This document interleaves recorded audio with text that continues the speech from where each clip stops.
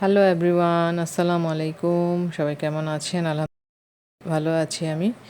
তো রামাদান মোবারক সবাইকে। দেখতে দেখতে 5টি রমজান চলে যাচ্ছে, একটু পরে ইফতারির সময় হয়ে যাবে। তো আমি আজকে দেখুন বাঁধাকপির পাকোড়া তৈরি করেছি।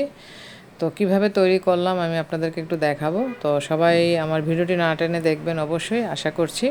তো এখানে আমি দেখুন বাঁধাকপি নিয়ে নিয়েছি পরিমাণ মতো, আর নিয়ে নিয়েছি পেঁয়াজ কুচি, মরিচ কুচি, ধনেপাতা কুচি, আদা রসুন জিরে বাটা হালকা পরিমাণ মতো, আর এখানে নিয়েছি যে ম্যাগি মশলা।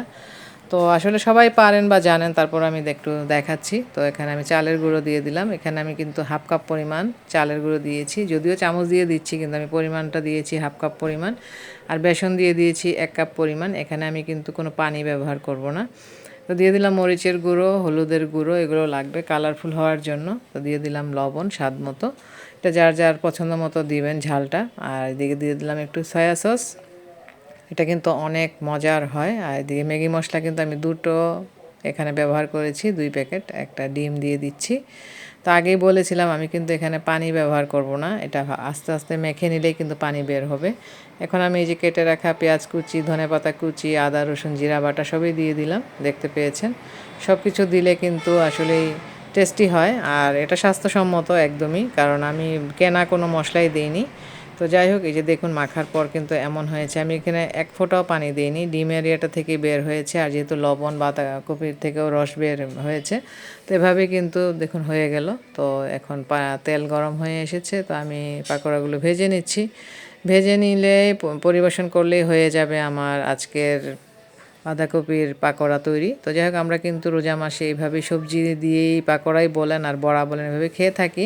তো এটাতে আজকে আমি ডাল বাটা ব্যবহার করিনি, এভাবে কিন্তু ডাল দিয়েও আপনারা তৈরি করতে পারবেন। তো যাই হোক, আজকের রেসিপিটি আপনাদের কাছে কেমন লাগলো অবশ্যই আপনারা কমেন্ট করে জানাবেন। আপনারা কমেন্ট করলে আমার খুব ভালো লাগে, আমি আরও নতুন নতুন রেসিপি বলেন বা যে কোনো ব্লগ ভিডিও আপনাদেরকে দেওয়ার চেষ্টা করব। আর আপনাদের এই আগ্রহ দেখে আমার অনেক ভালো লাগে যে আপনারা আমার ভিডিওগুলো দেখছেন। আমার ভিডিওগুলো কিন্তু ফর ইউতে চলছে, মাশাআল্লাহ। তো মেটা স্যারকে অনেক ধন্যবাদ আমার ভিডিওগুলো ফর ইউতে নিয়ে যাওয়ার জন্য।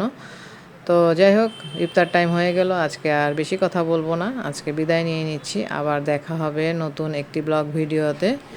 আর এদিকে আমার ভাজাগুলো দেখতে পাচ্ছেন কালারফুল হয়েছে, খেতেও কিন্তু সেই হবে, একটু পরে আমরা খাবো। তো আমি ভেজে ভেজে রাখছি আর ভিডিওটি আপনাদেরকে দেওয়ার চেষ্টা করলাম। তো এক হাতে কাজ করছি আর এক হাত দিয়ে ভিডিও করছি, তো দেখতেই পাচ্ছেন। তো যাই হোক, এই যে দেখুন খুব মজাদার হয়েছে দেখেই আমার জিভে পানি চলে আসছে, আপনাদেরও জিভে জল চলে আসবে আশা করছি। তো যাই হোক, আমি প্রতিনিয়তই ব্লগ ভিডিও দিচ্ছি, প্রতিদিনই। তা আপনারাও খুব সুন্দরভাবে দেখে দেখে গঠনমূলক কমেন্ট করছেন। তো আপনাদের জন্য দোয়া রইল, আমার জন্য দোয়া করবেন, আর প্রতিটা রোজা যাতে আমাদের ভালোভাবে কাটে এই দোয়াটা সবাই সবার জন্য করবেন। তো আজকে আমি বিদায় নিয়ে নিচ্ছি, ভালো থাকবেন। আবার দেখা হবে নতুন একটি ব্লগ ভিডিওতে। এই পর্যন্তই, আল্লাহ হাফিজ।